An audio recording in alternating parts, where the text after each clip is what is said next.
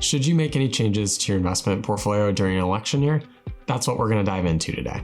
I'm Elliot Apple, founder and financial planner of Kindness Financial Planning, and today we're going to talk about investments and elections. And we're going to talk about that because an election is right around the corner, though this video could probably be produced at any election or any time of year, and the same strategies would apply here. So this is not my favorite topic. I'm going to be upfront about that. And I know for a lot of people, they're not feeling real energized about elections right now, or maybe they are. Regardless of your feelings, whatever side of the aisle you're on, whether you're red, blue, somewhere in between, it doesn't really matter. What we're going to talk about today is why it's important to keep politics out of your portfolio, and we're going to go through some good visuals to show why that's the case.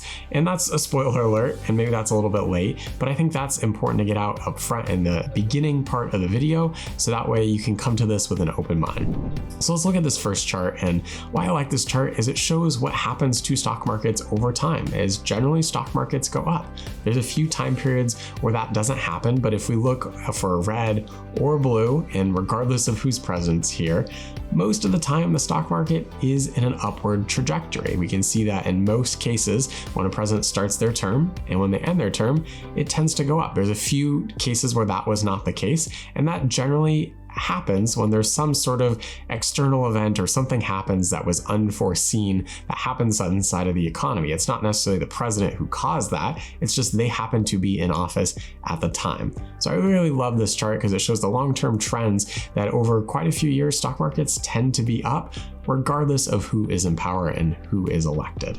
Now, another question that often comes up is what happens when someone is elected, and whether that's Democrat or Republican, what happens to markets? Should I wait this out? Should I sell my portfolio? Should I get back into the market? Those are really hard questions to answer. Research has shown market timing doesn't work. And what I like about this chart is it shows different election times in that month and whether markets are positive or negative. And it's sort of a distribution curve here. We can see where the average falls somewhere in the middle, but there's really not a rhyme or a reason or a pattern here to show that, hey, if Democrats are only elected, markets are good or bad, or if Republicans are elected, markets are good or bad in that month. What this just shows is that markets tend to skew towards the positive over time, but in any given month, we don't really know what we're going to get. And I like highlighting that because, again, that takes the politics out of the equation here, that regardless of who's elected, the stock market's going to do what it's going to do generally. Now, there may be a few exceptions to that on certain days, but for the most part, most people are investing for long-term horizons. This is another wonderful chart because it shows what annualized returns were during different presidencies. So some people will claim, hey, the stock market did really well, or the economy did really well, or this certain president, or this certain political party. And what this tends to show is markets converge on that pretty narrow range of maybe 8 to 12%. In stock market returns is just one way to measure that. There's different ways to measure it. But what I like about this is it's showing whether it's Democrat or Republican, markets tend to do well. Now, I don't want to discount that Republicans or Democrats have different ways of thinking about the economy, different policies that they want to implement. I simply want to highlight here that stock markets and the companies underlying them are still going to try to earn profits, whether they're under a Republican or a Democratic president.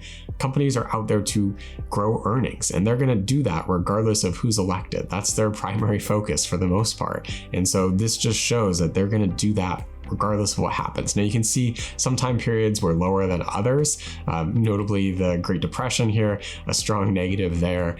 Some presidents had lower returns just because they started during a time when stock markets declined. Maybe there was a recessionary period or something else going on, or someone who had really strong markets.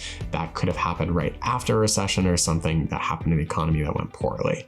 So just come back to this chart and see if you're ever feeling nervous around elections, whether that's midterms, a presidential election, something else going on, that generally stock markets are going to go up, because think about it this way, companies are still going to try to grow their earnings. And finally, the last chart that I want to show you here is what are returns in the election year and then subsequently. And what I like about this chart is it gets to the heart of the question of, should I just sell my portfolio in election year? Should I bail out? Should I abandon my strategy?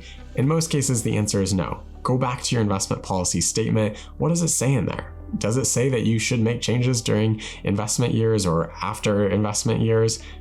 Probably doesn't. That's usually not a prudent investment policy statement. And so I encourage you, I've got blog articles about this if you want to go read about investment policy statements and why it's important to invest this way. Basically, you provide a roadmap or the rules of how you're going to invest. So that way, when we go through time periods where it's uncomfortable, and my guess is things will start to get more uncomfortable as we get closer to the election and maybe potentially after, regardless of which party you are, then that is a roadmap that you can come back to say, hey, this isn't something that I'm going to make changes to. And this chart is a good reason why. That returns tend to be around that range that I mentioned earlier.